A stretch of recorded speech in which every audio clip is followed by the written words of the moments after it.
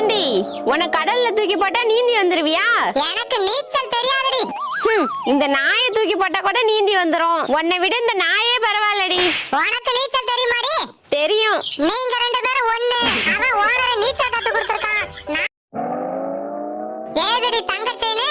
என் தம்பி வேகமா ஓடி வந்தான், அதனால கிடைச்சது. பரவாயில்லையடி, உன் தம்பிக்கு அவ்வளவு திறமை இருக்கா? ஆமா ஆமா. போட்டி எங்கடி நடந்துச்சு? போட்டியா?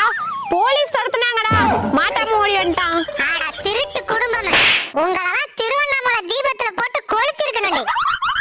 யோ, எங்க தாத்தா அரியலூர் மாவட்டத்திலேயே பெரிய வேட்டைக்காரன். அப்படியா?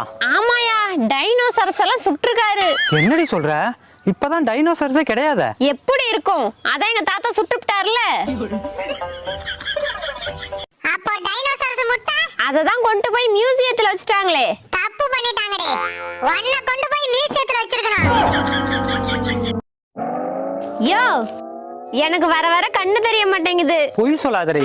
நேத்து நான் அவ்வளவு தூரத்துல போயிட்டு இருக்கும்போது கரெக்டா கூப்பிடுற. எனக்கு வர வரதாயே கண்ணு தெரியாது, போக போக தெரியும். யோ, சீக்கிரம் பணக்காரன் ஆவது எப்படி அப்படின்னு எங்க அக்கா வீட்டுக்காரர் ஒரு புக் எழுதிருக்காரு. அதுக்கு நான் என்னடி பண்றது? அந்த புக்கை வெளியிடுறதுக்கு அவர்கிட்ட பணம் இல்லையா, அதனால நம்ம கிட்ட உதவி கேக்குறாரு. ஏண்டி உன் புருஷன் பணத்தை 10,000த்துல கொட்டி வச்சிருக்கானா? சீக்கிரம் பணக்காரன் ஆவது எப்படின்னு தானே புக் எழுதினாரு.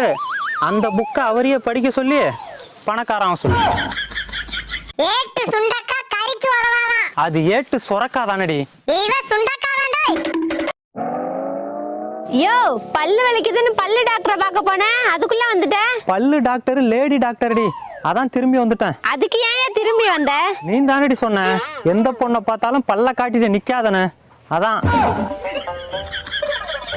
முனியப்பா, என்னால முடியல